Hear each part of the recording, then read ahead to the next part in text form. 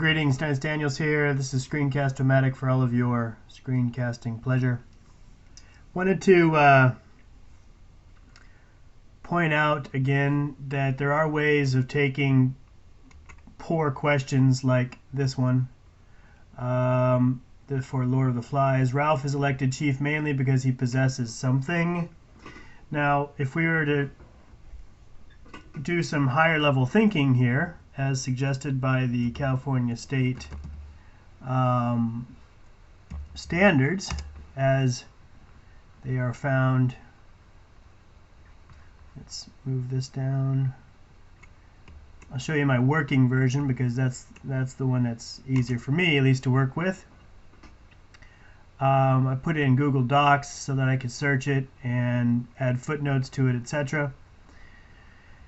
Since I'm looking for grade 9, I just scroll down a little bit too far. Grade 11, 12, grade 9 and 10. What I'm looking for is a standard that's going to help me help my students think and ask better questions. Denotative, connotative. Let's see. This is more about the human relations between ownership, or symbols of ownership. So let's take a look at that. Take a look at some of our questions here, or some of our standards, 9 and 10. Norse mythology, no. Analyze structure and function of workplace, no. Bibliography, no. Generate relevant questions. All right, this is always 2.3. Generating relevant questions. Synthesize from several sources. Extend ideas. Secondary, primary, secondary. Well, that could be the answer. Secondary through original analysis, evaluation, and elaboration. Demonstrate use of sophisticated learning tools. Critique the logic. Evaluate the credibility by critiquing. Articulate the relationship between the expressed purposes and characteristics of different forms. Compare and contrast. Presentation of similar themes. Interactions between main plot and subordinate characters. That sounds pretty good. Determine character traits by what the characters say. Compare what works that express the universal theme. Author's development. Interpret, evaluate impacts of ambiguities, subtleties, contradictions, ironies, etc. Voice, persona. Identify, describe function of dialogue. Scene designs and soliloquies. Okay, I'm going to go with the 3.3 or 3.4. Actually, 3.3 is probably the best one for this particular question.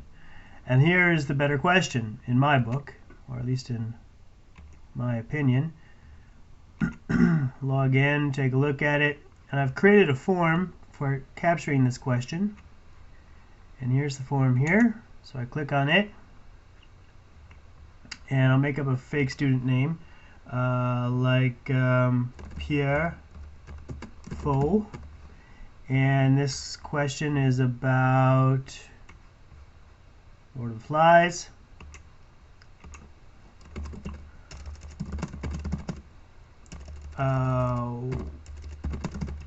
What is the symbolic importance of conch ownership in Lord of the Flies? And I think I can go with, whoops, I've got a standard here that I don't have, that I didn't include in my list, and I didn't actually. That question may not necessarily fall into this category. So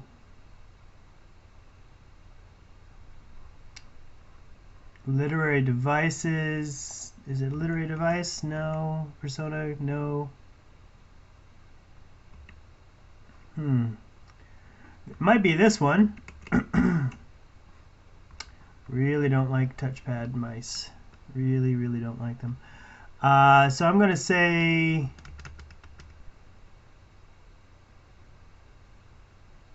that's not going to do it.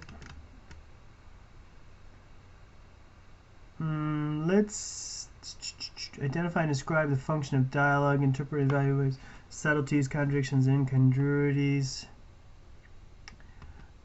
I'm going to go with this one. The conch is a symbol of something, and in the book it is using symbolism. So let's take a look at my form. I think I have symbolism here. Yep. So I click on that. And this question's I'd say it's a 4.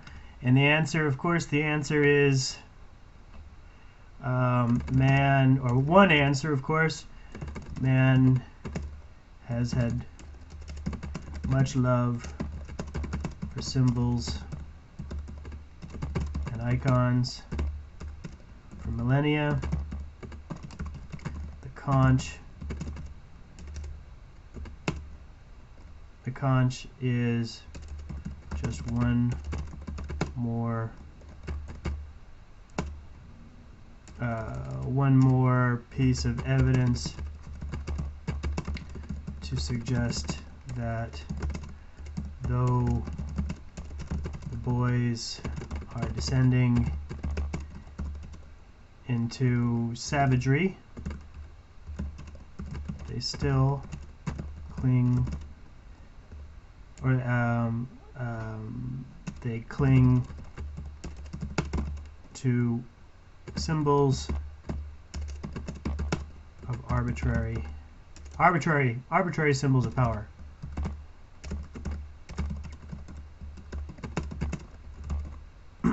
That's one answer, not the answer, but that's what the point is to get your students to think about these questions in a more thoughtful and meaningful way. Thanks for watching. Of course, if you have any issues with this, please message me, and we can have a more thorough discussion at your leisure. Thank you for watching.